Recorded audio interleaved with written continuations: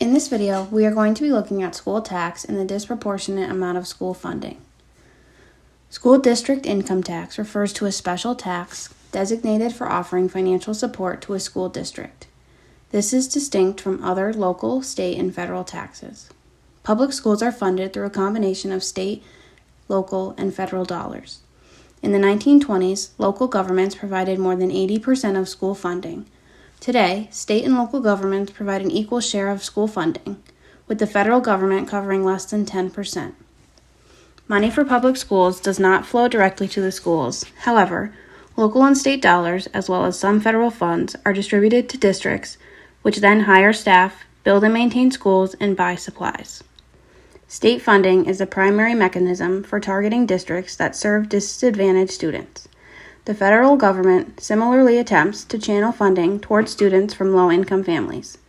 At the local level, funding is often regressive. On average, districts with mostly non-poor students tend to have more money to spend than districts that have many poor students. For example, a district with a large population of wealthier students will be able to raise more in property taxes because of the families paying these taxes having greater property wealth. In districts with high poverty rates, the opposite occurs. There is a continuous relationship between school tax and the disproportionate amount of school funding.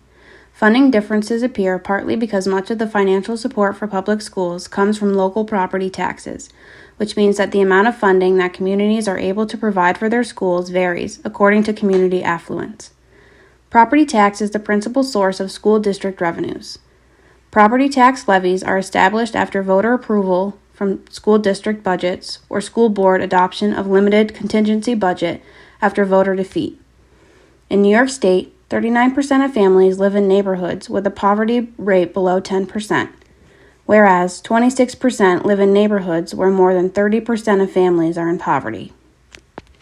Districts are segregated by income, and this economic segregation creates the potential for New York to target school districts with higher concentration of kids in poverty. Today, at least 35 states actively work to redistribute education money to make up for the fact that wealthier school districts generate more local funding than poor school districts. But inequalities in funding don't only occur based on poverty. As the Ed Build report reveals, income is often a bad proxy for race.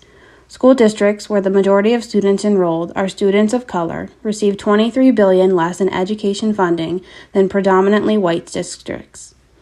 Despite serving the same number of students, on average, poor non-white school districts receive 19%, or about $2,600 less per student than affluent white school districts. When policymakers compare education funding, they typically consider how state and local funding levels reflect the number of students enrolled in a school district. In addition, they almost always take into consideration outliers, like really small or remote school districts, both of which tend to get disproportionately larger funding subsidized to compensate for those characteristics, and both of which tend to be more white. Adjusting findings for data that could otherwise skew results, most policymakers agree, provides a more accurate and nuanced look at funding discrepancies. So how can we help? When conducting research on this topic, there are many ways to help eliminate unequal school funding. The problem is, we need people who are willing to help make this change. The Education Trust recommends that states adopt the following proven policies to close the school funding gaps. First, reduce reliance on local property taxes to fund education. Then, target extra funds to help low-income children. Fix funding gaps for individual schools within districts, and improve state education funding in terms of increased spending on public education. Closing the funding gap will also help to close the achievement gap. Providing the necessary resources can help states ensure quality education for all students. You may also be wondering why this topic.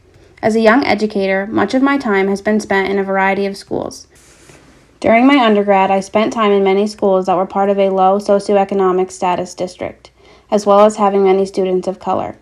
During my student teaching experience, I spent time in a wealthier school district where a majority of the student body was Caucasian.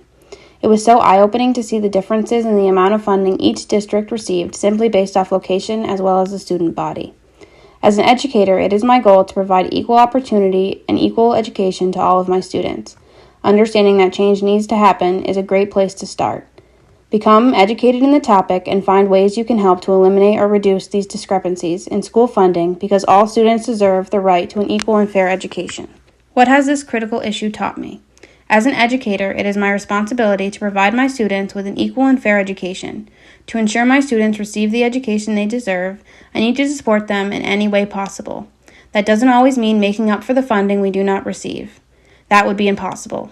Rather, it means being creative, thinking outside of the box, and providing my students with activities, supplies, resources, and the support they need to be successful in my classroom.